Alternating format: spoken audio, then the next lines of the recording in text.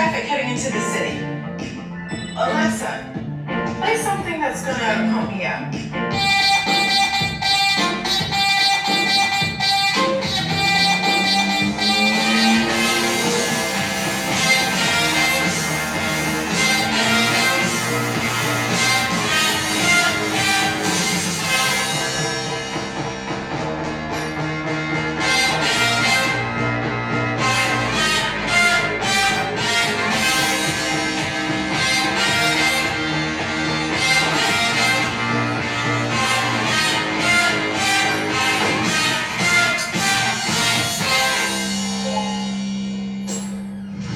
Hey, Mom has a meeting tomorrow, so you're driving me and Sandra to the soccer tournament.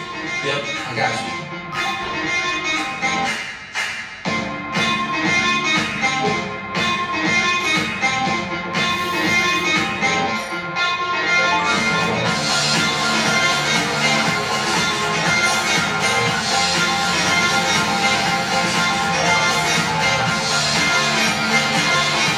Those aren't just corn, no.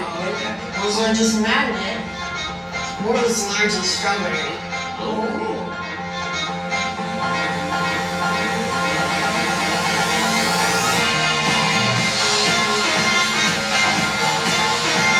So, which one's her team? All of them.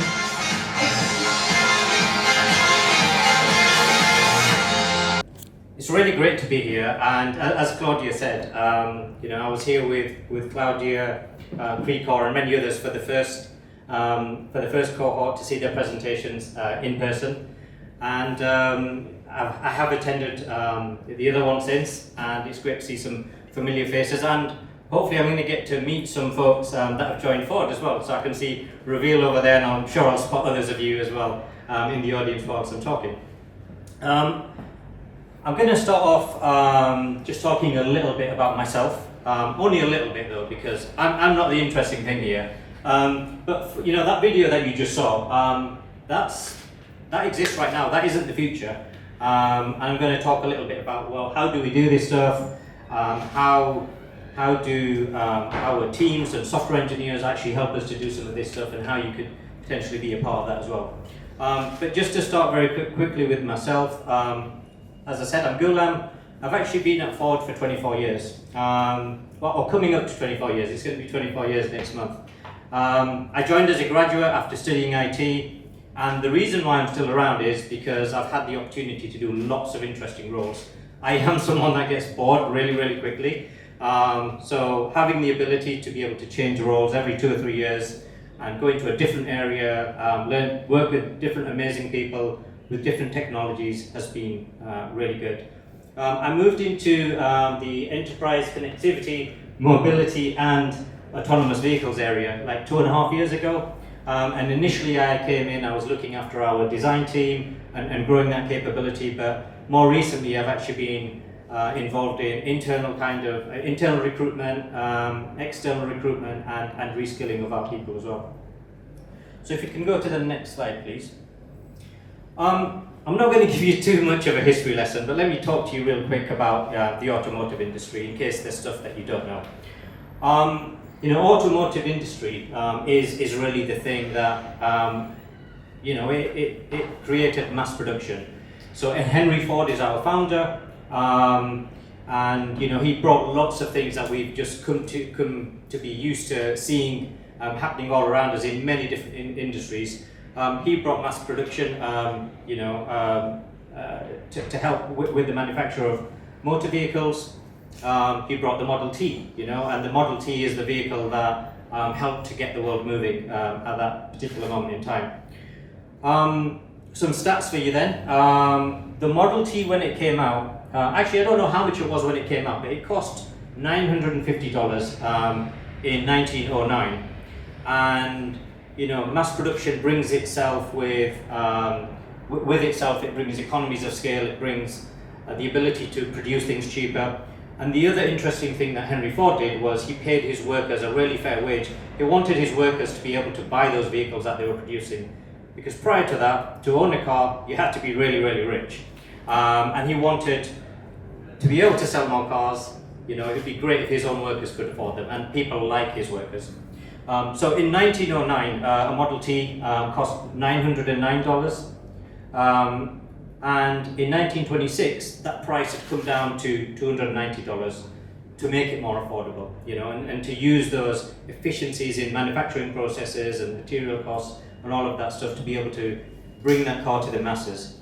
And actually in 1926, Ford was manufacturing half of all motor vehicles in the world. And that's a big achievement in its own right. And you hear that phrase about you can have any color car as long as it's black. Yeah, that's linked into that. Keep it simple, create lots of vehicles, get them out, and satisfy consumers' needs, and bring mass transportation to everyone. I guess moving on from that period in history and from our founder, there was in Detroit, that's where Ford was based. We had the rise of the big three, which was Ford, Chrysler, and General Motors. And then from that, we then ended up with the modern automotive industry. And then obviously we've got the Japanese brands and all of the other brands around the world that kind of came to be part of that industry. And it's a huge industry right now. And even now we've got people joining that industry and making their products and services available to all of us as consumers. And that's what it's really been about in the last few years, in terms of creating products that meet consumers' needs, meet their daily lifestyles, meet what they're trying to do as an individual or as a family, and give them what they want. So that's why you've seen big changes in the form factor of cars and the functionality that's available within cars. And we, as Ford Motor Company, it's been really, really important for us to democratize the technology that's used in cars. So unlike many premium brands that will charge you for lots of features, lots of money, we've tried to make a lot of our vehicles have those features as standard, or to not charge you, £3,000 for that feature, or whatever it might be.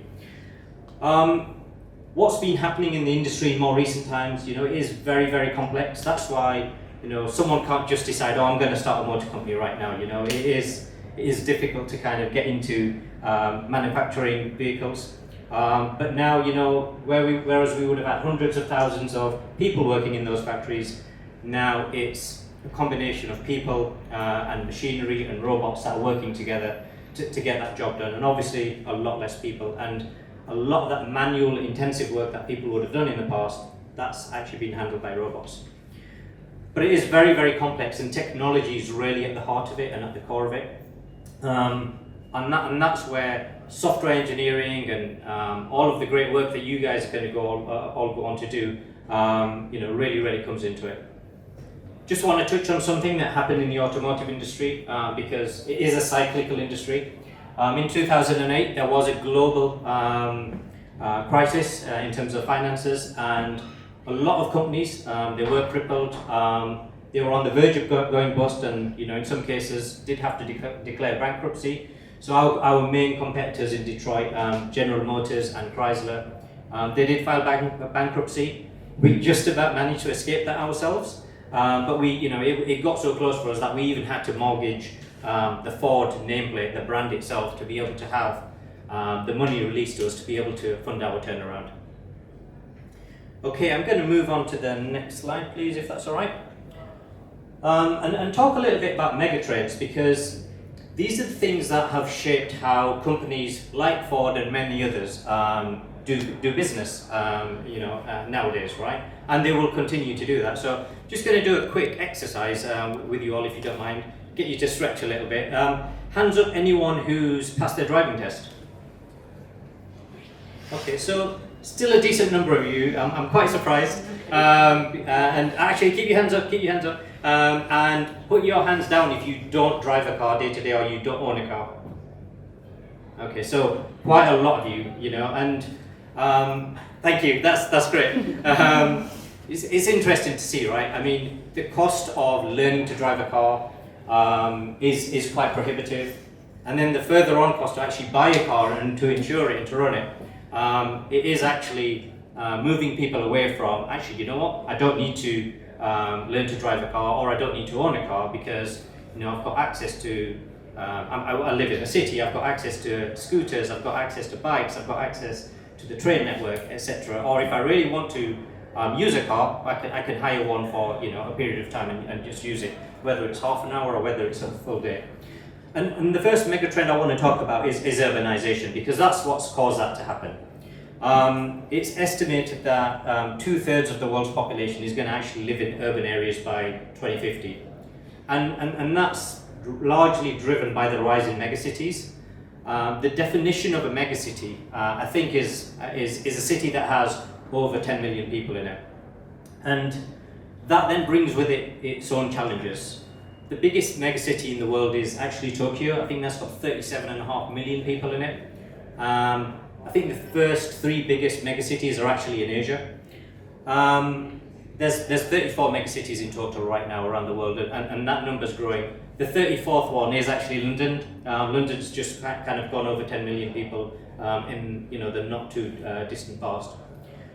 That brings us a lot of challenges, actually. When you've got that number of people, living costs, the ability to move those people around is really, really challenging.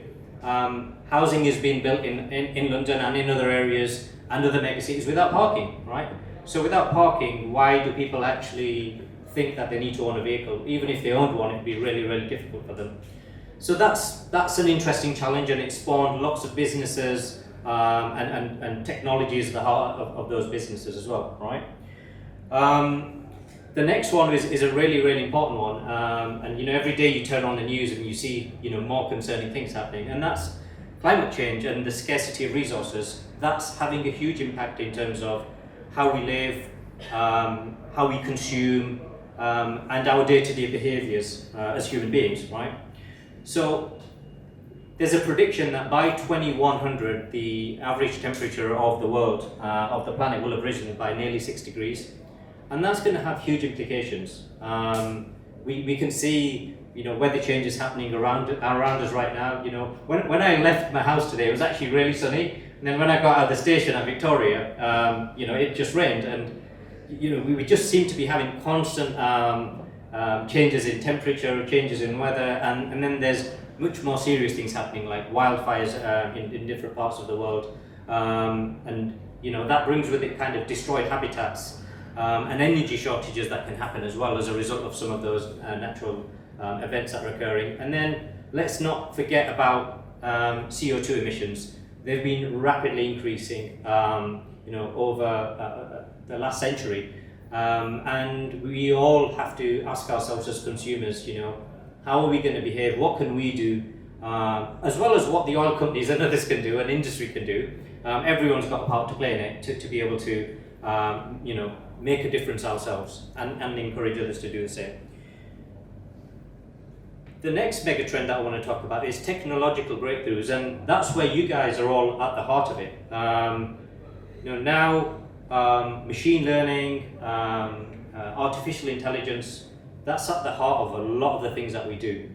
And machines are now learning faster than human beings. The other part of this is personal data. It's actually a really, really valuable commodity. And we all as consumers have to think about, well, who do we trust with that data? When we're going through and filling out that form of yes, you can do this and you can do this, and just to sign up to that free app or that free service, can we really trust those companies with that data? Or when we're driving vehicles or using services, they're also collecting data. And when there's a breach, it really does make us think twice about, do I want to trust this company with my data again? Do I want to trust other companies with my data? Because the implications of that information being revealed can actually be, really, really big. So trust is really important right now, and it's going to be very, very important in future. And our roles as people working in the technology field is very, very important that we help protect other people's data and don't do anything that would devalue that trust. And the other part of technological breakthroughs that's going to have a huge impact for us in the future is automation. It's predicted that nearly 2/3 of occupations are going to see at least 1/3 or more of the work that's being done being automated. So whilst I think, as software engineers, you'll probably be safe because there's a lot of intelligence and learning that you're doing that's going to be involved to be able to do that work.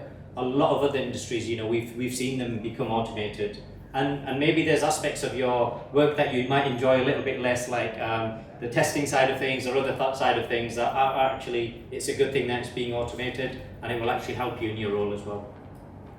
And then the final one I want to touch on is demographics and social change that's happening. Globally, the population could increase by over 1 billion people by 2030. That's actually not that far away. And that has its own implications on consumption and some of the other things that we've talked about. But there's also a very aging demographic as well. And in over 55 countries, by 2050, over a third of the population is going to be 60 years old or above. And that has its own implications in terms of healthcare, how those people will behave, how they will consume the products and services that they need, and companies need to start thinking about that now and planning on creating products and services that they might need for that moment in time, right now. It could result in labour shortages in certain industries. As I mentioned, healthcare is going to be particularly impacted, and there's going to be changing consumer demands as well as a result of an ageing population, and we can see it happening around us right now. If we go to the next slide, I know some of you are a bit far away to read this, but this is a quote about disruption. So those of you that can read it, it'd be great if you could, and I'll just give you a second to do that.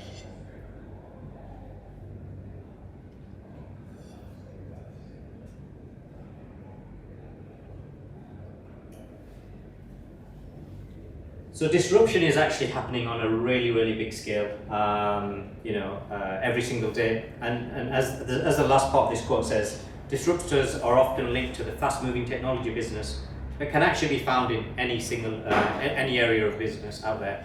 And that's a quote from Business Leader back in 2018. And companies are actually using technology, as you can imagine, to help them have that competitive advantage and to be able to disrupt. It might be a company going into a new industry, it might be a company that's evolving and pivoting towards a different direction to be able to enable that disruption. If we can go to the next slide. So how are they using that technology to disrupt? And I guess I could maybe share a few examples of that, which you'll all recognize. Disruptors are actually touching all parts of our lives, right? So if you think about companies like Uber, Monzo, Netflix, Tesla, when it comes to the automotive industry, the amount of time that we actually spend, and I love this one, home supermarket shopping, being able to do that online. I hate going to supermarkets, so this is a particular one that I like, but services like Just Eat and Uber Eats, and the alternative to kind of home food shopping is food meal kits, right? If you can get meal kits that will give you all of your meals and everything that you need to cook those meals, and then you can freeze the leftovers, well, that's a lot less wastage, right? And all of these technologies have, or these companies have, found a demand, they've talked to consumers, they've used a human-centered design approach to understand, well, what are the problems that people are having? What are the things that they're struggling with or that we can make easier for them? And then they've come up with ways of how they might address those needs. And if we take Monzo as an example, right, that's one that I was one of the early adopters to Monzo myself. I don't think they created anything that new. The technology to be able to see your transactions immediately did exist, right? But they created it in a really friendly app. They gave us a bright coral card that you get that card out of your wallet and it cheers you up. And they gave us that experience and the ability to know exactly where we stand at all times, and how we spend our money, and kind of made it a little bit of a pleasure, to be able to be part of that ecosystem. What else can I talk about here? So yeah, as I said, right, human-centered design has really been at the heart of this, understanding what consumers need, what are their pain points, how those can be addressed. And at the end of the day, right, this is not always their own money, right? They attract investors, right, who want to make a future return. Some of these companies that I've talked about are profitable and others aren't profitable. But it's that future potential, it's that ability to create value where there might not have been value before, and to compete in areas where they might not have thought to be able to compete before. And if companies don't do this, if companies don't think about the mega trends that I've talked about, if they don't think about how they can adapt to the future environment, well then they're going to be left behind. And we've all seen or heard examples of companies that have been left behind. I use Netflix, I use my Prime Video and other services, right? But I remember when I used to go to Blockbuster Video to hire my DVDs and Blu-rays, and they had the opportunity to buy Netflix when it was just a startup, right? They were too dependent and too kind of narrow-minded in terms of their core business and how they made money and how they intended to make money in the future.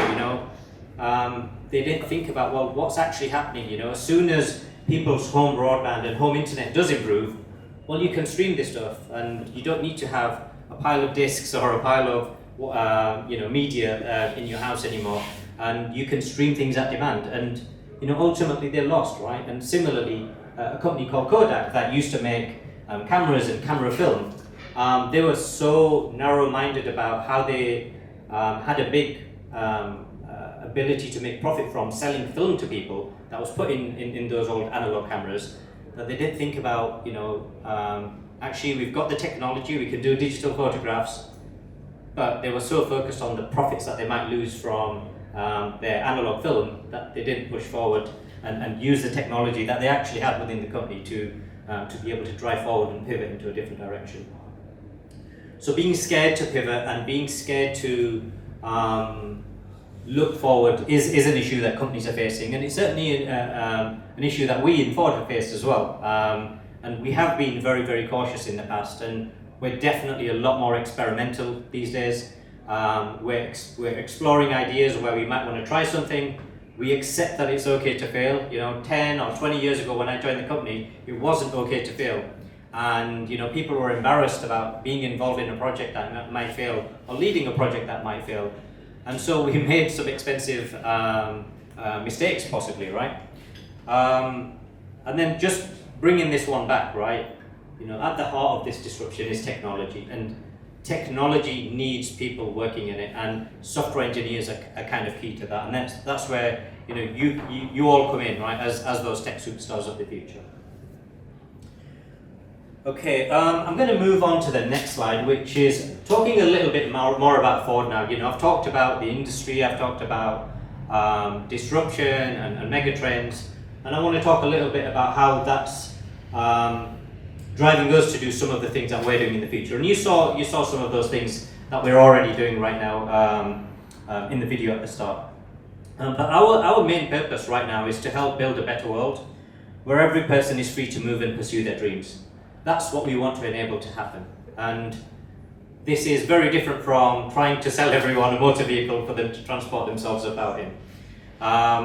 We know that due to those things that I've talked about, the way that people consume, behave, and move in the future will be very, very different.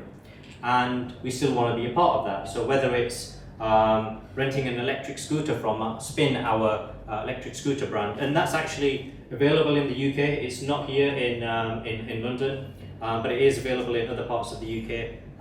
You can find our Spin scooters around. Whether it's using our motor vehicles as a service, right?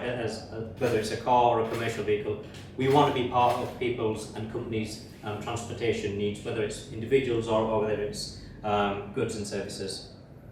And you can see here, and we can share these slides with you afterwards if you want to read some of these in more detail, but it's all about adopting human-centered design principles, understanding our customers' needs.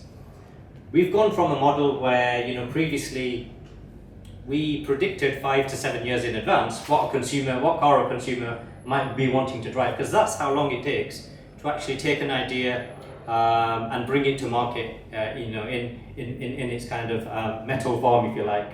And it's a very, very complex thing to design, to engineer, to manufacture, and then to market and sell. So it was a very, very big time frame from idea through to bringing that product and vehicle to the marketplace. And we can't operate like that anymore. We need to be a lot more nimble, and we need to treat our customers like family, and we need to understand their needs, and we need to address their needs in the best possible way that we can. And you'll see a comment on here about disrupting ourselves, and that relates back to what I talked about. Not being afraid to fail, not being afraid to experiment, and trying new things. That will then help us to be in that future economy, and be part of those companies in the future that are really giving consumers and companies what they need. And electrification is also actually very important to us. We've already got that shift now happening already, where we know that in the UK and in many countries in Europe and around the world, we need to start eliminating the combustion engine. And that's actually a really good thing for us, because a combustion engine has something like 2,200 moving parts. An electric engine has less than 30. So it's easier for us to produce that, it's easier for us to maintain that, and it's going to be a lot less costly for consumers to look after those vehicles once they have them. But electrification is already happening around us, and it's happening very quickly. And linked to that, autonomous vehicles are actually going to happen very quickly as well. The technology exists right now. It's just a case of legislation, more testing. 5G technology actually really helps us, because vehicles can then communicate with infrastructure, they can communicate with traffic lights and to other vehicles. So it really enables us to bring autonomous vehicles to market very quickly. Okay, let me move to our products. And next slide, please. So I'm going to talk about our products in two ways. Yes, there's a picture of a car there. We are a car and commercial vehicle company, so we mustn't forget those products. But increasingly, those vehicles are connected, right? So every single vehicle that we've been manufacturing since last year is a connected vehicle. It has an inbuilt modem. There's sensors within the vehicle that enable it to be connected to the internet at all times. Those sensors might be things like the fuel level. It might be the ability to see your tire pressure, but it's also the ability to unlock the doors and to be able to start the vehicle as well. So we've got apps like Ford Pass and Ford Pass Pro, which are for our passenger vehicle owners and commercial vehicle owners, that help them to manage and access their vehicles remotely without being in it. So, for example, it will give them the ability to, on a winter day, right, start their vehicle, turn the heated seats on, set the temperature inside so it's nice and toasty, so that when they get in, the ice has melted off the windscreen, and they can get in and they can start their journey. And that level of connectivity and the amount of sensors in the vehicle, the ability to autonomously summon our vehicles and to do a lot more things in the future. I'm actually gonna play a video now for our last mile delivery project, which is an experiment that we've been doing in London with one of our partners, Hermes. So I'm gonna let you watch that and make some comments about it after.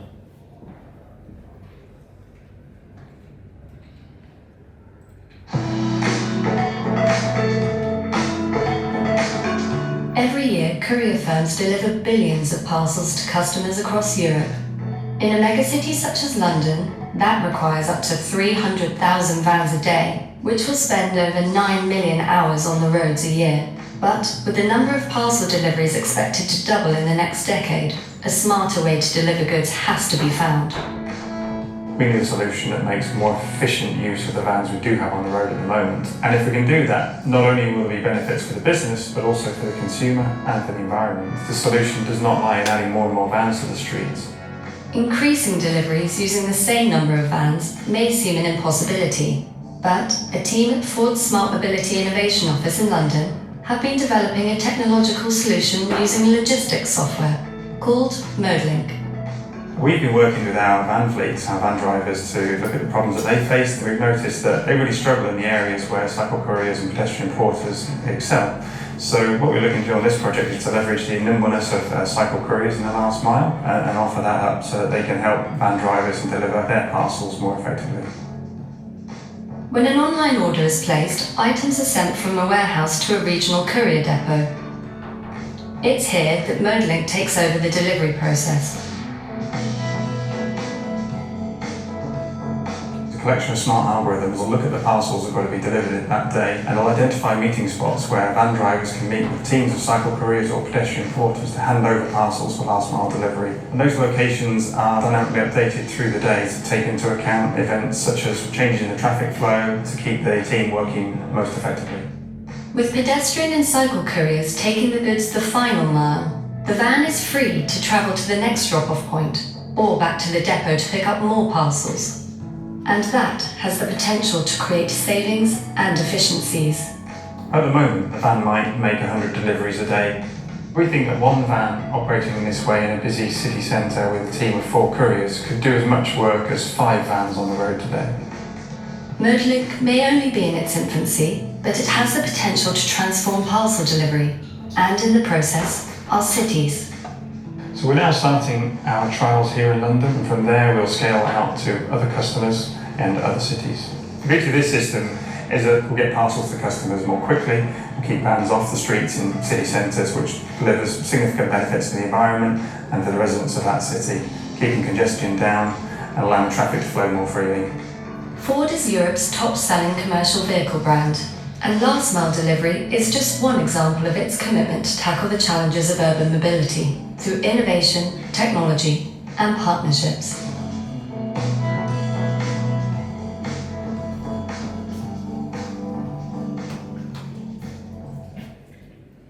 Thank you. So I guess as you saw there, right, that's one of the many partnerships that we have with other organizations, and it is still an experiment, although we're delivering thousands of parcels a day. The vans have the ability to go into electric mode when they go into the centre of London, and what we're trying to do here is minimise the amount of vehicles being driven. And I myself, for example, as a consumer, I do think twice now when I'm personally doing an Amazon order, and I think, I could have this today or I could have this tomorrow. And I've even started thinking about, how many vehicles are being driven around right now to, drop off my parcels. And sometimes I'll have 2 deliveries in a day because, my order's been split up. And, I've started batching up my deliveries to a Friday because I think, I know I could have this today, I know I could have this tomorrow, but actually, do I really need it? If I can help the environment in any small way, I can batch up my deliveries and just get 1 delivery on Friday. And I think consumers are starting to change their behaviours. The video that you saw is actually a little bit out of date. We're already kind of moving things forward now. We did another experiment recently with this vehicle and with last mile delivery and how we're going to be delivering those parcels in the future. And that's going to be through autonomous vehicles, right? We know it's going to happen quickly, so we've already got a vehicle that we've kitted out to actually look and behave like an autonomous vehicle. And you'll find a video about that on YouTube if you were to search last mile delivery. And it's to see how do other road users and pedestrians interact with what they think is an autonomous vehicle. So, they don't see a driver driving, it's kind of, they're kind of hidden away. And also, from a human level, how will the couriers, whether they're walkers and cyclists, interact with that vehicle when there isn't a driver, there that's going to get that, open the door for them, get the bag out and say, here John, here's your parcels, Lucy, here are yours. They have to themselves, somehow interact with the van, let themselves into it, locate their parcels and not accidentally pick up the wrong ones. And when these products and services are actually out and being used, it will just seem really natural, but it doesn't just happen. People are working on this stuff now to be able to make it happen in the future. And the learnings that we get from that, we'll apply those to how we adapt to or the product or service in the future. And that's just one small example. And we're actually loaning that vehicle out to other companies that they might be doing deliveries or they might be doing other activities that relate to having a commercial vehicle that could be autonomous in the future, well, we're helping them to figure out how they're going to run their business in the future as well. I think I've already mentioned, but human-centered design is really at the heart of how we're planning on designing our vehicles in the future. As that video said, right, we are number one in commercial vehicles. We've got a lot of leadership, and we've had that for some time, and we want to remain competitive. We want to not lose our competitive advantage that we've had for so many years. And we want to be able to address customers and other companies' needs. Okay, let's talk a little bit about our workforce. So next slide, please. These are the different types of hiring we do, and I just want to use this as a way of introducing, well, how do we hire now versus the past? How do our teams work? And how do we move forward from there? So traditionally, we've always only hired graduates. That's how I joined the company, and that was it. Then about 6 years ago, we started to hire degree apprentices, so people straight out of college or school, with A-levels or a BTEC equivalent type of qualification, and we'll sponsor their degree. They'll go to work 1 day a week and spend the rest of the time with us in a real job. And we're hiring more and more degree apprentices every single year, and they're a really good source of amazing talent for us, and a lot of them are becoming software engineers. As well as that, we send our own people on software engineering apprenticeships. So that's people that could be working in a technology role right now, could be someone that's actually working in a factory or in a workshop, and they've got a really strong desire to do software engineering. It's something that they might not have the opportunity to do before. So we're making the opportunity available for individuals, whether they're in a tech career or not, to be able to transition to a software engineering role, and using the government apprenticeship levy to be able to train those good people up and to become our software engineers. So junior talent is really, really important for us, and this is what I kind of wanted to illustrate with this slide. And linked into that, there's our partner hiring. So our work that we do with many companies, and especially futureproof, that's a great example of that partnership, where we're bringing in software engineers, and the slide that you shared earlier, Claudia, in terms of showing that pathway, in terms of you come in after graduating from your program, and then moving into the first 6 months, and that 2 years is going to fly by. I'm going to tell you that now. It's going to go by extremely quickly, just as your bootcamp did, and you're going to learn such a lot during that time. And I'll talk about that more a little bit further. If you go to the next slide, like many of the companies that you've gone into or are likely to go into in the future, we basically use agile product teams that might be working on a particular product like Ford Pass or last mile delivery, and it's a team that consists of a number of software engineers. That could be iOS engineers in our case, or Android engineers, or they could be back-end or web engineers as well. And then typically we'll have a product manager, a product owner, and a UX designer or a number of UX designers that are working to do that research, to get those customer insights, and then turning those things into reality in terms of what might that app look like, or what might that website look like, and constantly iterating that process and improving the product. And we have many of these product teams. Okay, let's move on to the next slide. This is just to illustrate, how much we value technical skills and how much of a career path it is within Ford. It's not just a case of hiring a bunch of junior people and saying, off you go, go and code, It's not about that at all. So if and talk to our folks that have joined Ford, there's a few of them here, ask them, right? We will hire junior talent, and we will give them the ability to succeed. So we'll put them with an experienced person who they'll pair with, who they'll code with. They'll have a coach, they'll have a mentor, they'll get the help that they need, they'll get the training that they need when they need it as well. And it's really, really important for us, for them to come in as juniors, not to feel that pressure, right, in the first 6 months and or ever, right, and learn at their own pace and grow at their own pace as they start, start as a junior, over time become a senior, and then become a technical specialist for the future. And I'm going to change the strapline. I've got to create the digital leaders of tomorrow, but I like the one that you mentioned. The tech superstars of tomorrow. That's what we're about, and that's what we want to enable to happen. Want to talk a little bit on the next slide, please, about the future.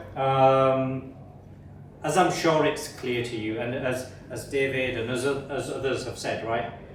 You've all made a really wise choice choosing to join Futureproof, to do the bootcamp, and learn the skills that you have. The software engineering skills are so important to us in Ford and to many other companies. And that's why we're so focused on it. I would go so far as to say that, our existing CEO, a guy called Jim Farley, he comes from a marketing and sales background. Our previous CEOs have come from an automotive engineering background, but I can almost bet my bottom dollar that our next CEO is going to be a software engineer.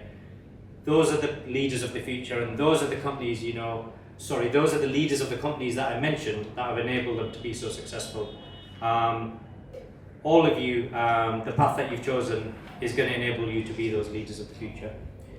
And Ford's going to continue to do that. We're on a journey. We're quite a big company, and it takes us a little bit of time and effort to be able to shift and potentially pivot to providing new products and services, but we're well on the road to be able to do that. And we really value our software engineers, and we know that they're key to help us be successful in the future. Little bit about our home, where we're located. So the part of the business that I work in, enterprise connectivity and mobility in AV, we're located in Stratford on a campus called Here East. A long time ago, Precor and Claudia visited us there. But there's about 250 of us there in our part of Ford, and the other bigger part of Ford is actually located in Essex, in a campus called Dunton, and there's over 6,000 employees there. So we are part of a very big company. In terms of our home, where we're based, we're working fully remotely right now, but we hope to go back into the office at some point this year. I can't wait to get back personally, but it's a campus where there's a mixture of universities. BT Sport has its studios there. It was actually the place where the broadcasting was done for the 2012 Olympics, and now there's a mixture of educational establishments. Other tech and fashion companies are based there as well, and it's a beautiful campus based by the canal side, and I can't wait to get back there. And it was really important for us to be based in London, to have access to key talent, and to be able to collaborate with other companies, whether they're industry or whether they're in education, and we like to have a lot of fun there. As I'm hoping our Futureproof cohort will find out when they do join us in person. And if we go to the next slide, and hopefully this is the last slide. I've talked for quite a bit, and I apologise for that. You might have questions on your mind, and I'll definitely be able to answer those. And these are things to think about, and I want to go back to some of the things that Lily and Claudia and others have said, whilst they've been on this stage before me. You won't know it all, when you go into your placements, whilst you're studying, it's going to be a process of continuous learning, and you need to accept that. Imposter syndrome is a real thing, and we all feel it at times, and it's okay. It's, accept that. You've come a long way, from, as you said, Claudia, right, 1,000 applicants per cohort down to, the small number that actually get offered and do the training.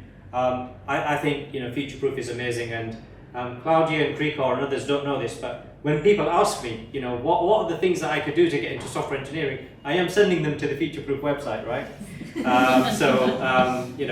I really believe in it, and I'm really pleased with the four people that we've got that joined our teams from the May cohort, and hoping to hire many more in the future. And the other thing that I think Lily touched on, or Beth, was mental health, right? It's super important to think about your mental health. Exercise is really important. Sleep is really important. Rest is really important. Don't turn your laptop on and work continuously through the day without taking a break. Don't feel guilty about taking breaks. Don't feel guilty about having lunch. And we certainly, when people are in the office, we'd see those behaviours, right? And we'd say, hey, what are you doing? You know, you haven't moved from that chair, right? It's really, really difficult for us to do that when we're working remotely. But you gotta regulate yourself. So that the tools and techniques that are going to be made available to you in the future, please do act upon them. It's really, really important to focus on your mental health and your fitness and everything else to be able to be much more effective. And I talked a little bit about disruption before, but you all have a key role to play in disruption, whichever company you decide to join in the future.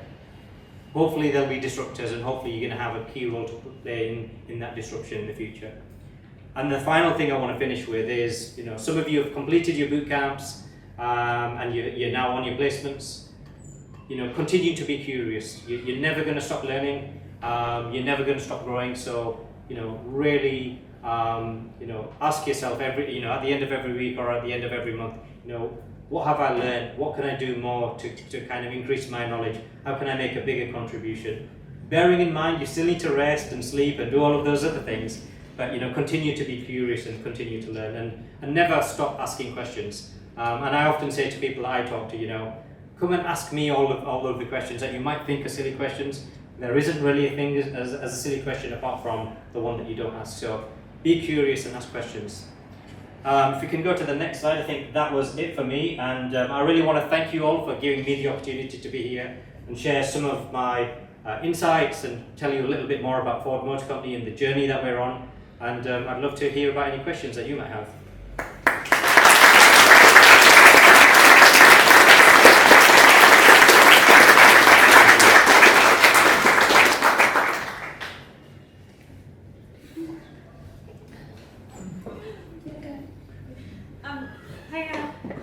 So it's about. Do you want to Yeah, I was going to say, yeah. Thanks.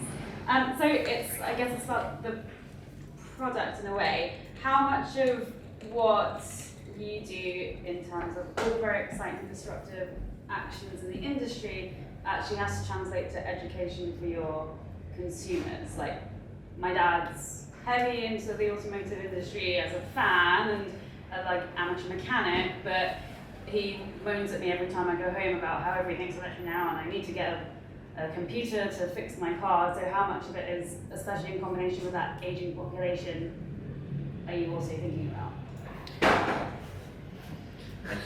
Question. That's a super hard question. My first answer is the answer that I use to most questions, which is YouTube is your friend. Yeah, I mean it is a very important point. As we're moving to different types of products, different types of services, it is really important for us as companies that produce products to educate consumers. So previously when you bought a Ford vehicle, you might have got like a manual this thick. And now we know that most people are probably not going to read that manual or don't want to read that manual. So we make a lot more online handbooks and resources available to them. We do use YouTube as a communication mechanism for consumers to. I mean, if we're telling people there's this app you can use called Ford Pass. Okay, great, but how do I do it? How do I connect my phone to my vehicle? How am I able to control those things, in terms of starting my vehicle remotely? So we make a lot more information available online, and we do use YouTube and other mechanisms. And it's also made us think about, well, how can we help people when they get stuck? So we've got, through the apps that we have, we've got access to a large number of people who are there to basically give live help. So if you need to actually speak to someone, if you're stuck and you don't know what to do next, or you've tried what we said and it still doesn't work, which is what normally happens to me, but speak to someone, they'll be able to remotely connect to your device or to your car and to be able to talk you through it as well. And we're going to be doing more and more of that in the future because, the solutions and products that we're going to have are going to be heavily dependent on people being able to hopefully do things easily, and when they get stuck, being able to ask for help. Did that answer your question? Yes, it sparked another question. But Okay. We'll come back to you. Yeah, we'll come back to it. One question for you. To people entering the tech industry now, one piece of advice in terms of things they should do, thing they should concentrate on, and one thing they should avoid doing. Ooh. So I would say the thing that they should definitely concentrate on is knowing that they're responsible for their own growth. They're responsible for their own career. No one's going to do that for you. There are people who are, who have helped you to get to this point. There's people that, at your hiring, at the company where you're going to have your placement, that are going to be there to look after you. But, it's up to you to push yourself and to challenge yourself. And if you think that you're not where you should be, take the steps yourself to basically vocalize that and ask for help if you need it, ask for more work if you need it, ask for more opportunities if you need them. So that's the number one thing that I would say is you're responsible for your own development and promotion and moving yourself forward in this journey. So don't be afraid to use your voice. And the thing that I would avoid is the thing that I said before. Never be afraid to ask a silly question. There's no such thing. If you're thinking about it and you're not sure about something, vocalize it, share it, ask. People will help you. The chances are someone else will have asked that same question, or you might be thinking on a thought stream where someone actually hasn't thought of that, and your question might actually be a really good idea for the company. So do ask lots of questions and be confident in your own abilities. Got a question here? Hi, sorry if this is going to be a bit odd, but your manufacturing line, how you've got robot suits and that? Does that robot need to be programmed so it expects something to be here for it to be able to take the action if anything's off it can't do it? Or are you using stuff like computer vision so that the robot's a little bit adaptable now?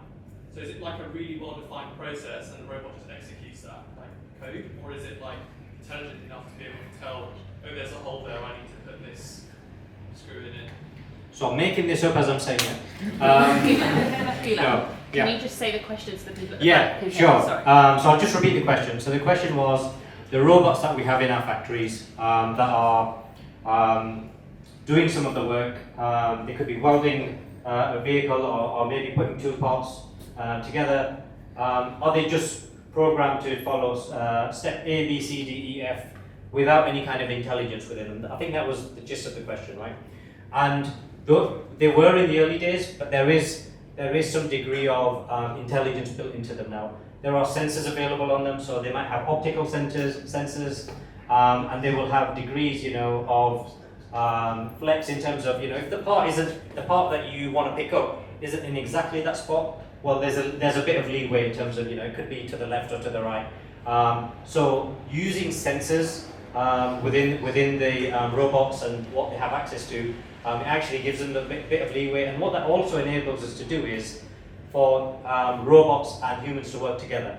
So some of the work that humans did before, lifting a really heavy car door and putting it onto something and then doing something on that car door, while a robot and a human can work together, the robot can bring that door, pick it up, bring it up to the person so they can see where the person is visually using sensors, bring it right up to them, let them do the work. The assembly line is actually moving physically whilst our work's happening, and they're working hand in hand, and that means that injuries to our own employees that are doing that work, and other issues that they might have, and just generally having to put more effort in to do that stuff, it's eliminated. So they are working much more hand in hand now.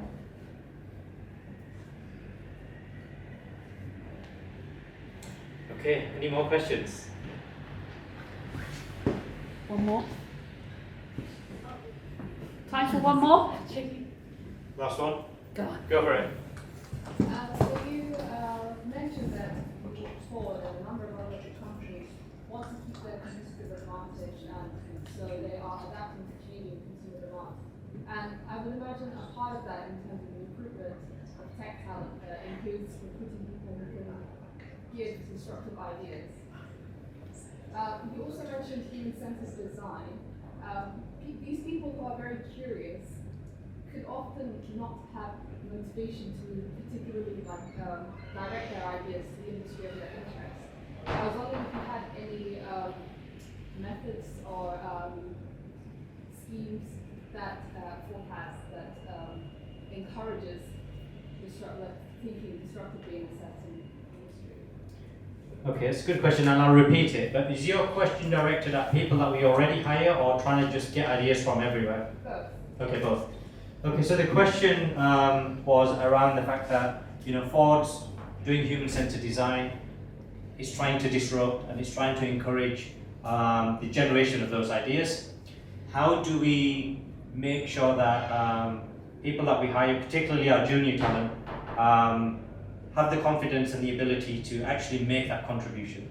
And then how do we actually draw into wider society and give people an opportunity to do that? Is that a good summary of the question? Yeah. Okay. As a company, we've come a long way. I remember when it used to be that senior managers in the company thought that they were the ones that would have to tell people what to do.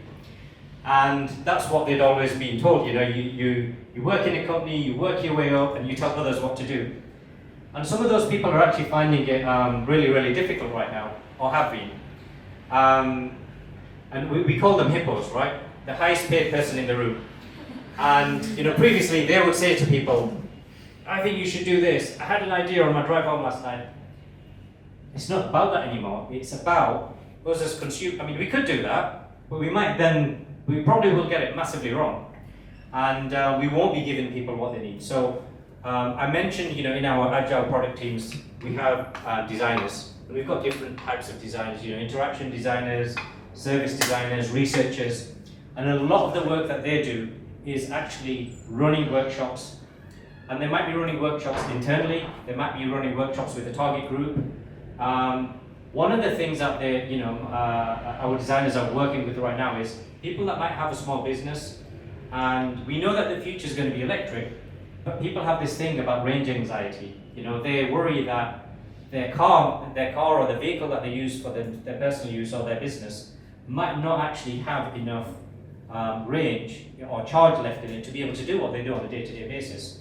So they're working with them to understand, well, how do what are your behaviors, as an individual or as a company? How do you use your vehicle, and try to understand those insights.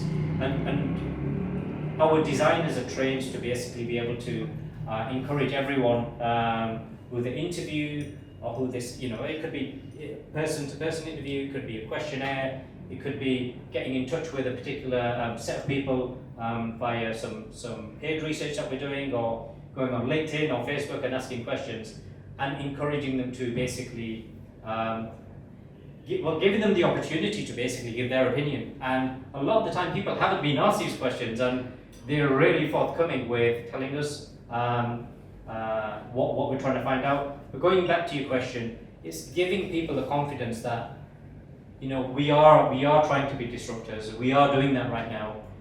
You've got a role to play to be able to ask those questions to help us improve our products.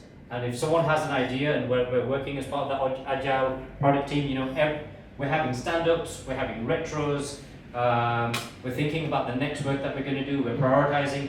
All of that work needs to have come from an actual consumer need. And if it hasn't, then we need to park that work. We need to think, well, who actually?